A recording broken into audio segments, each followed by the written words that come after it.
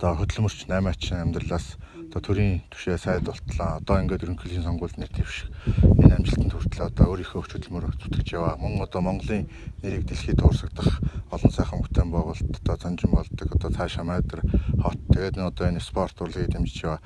Энэ үйлсийг нь хараад бол залуу хүний хувьд бол бас бахархаж дэмжиж явдаг.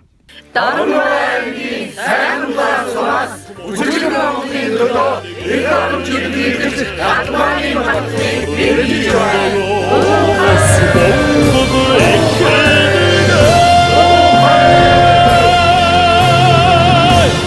Учирхэг Монгол улсыг цогцолоох эх орон чирэн хийлэгч Халтмаагийн Бат тулга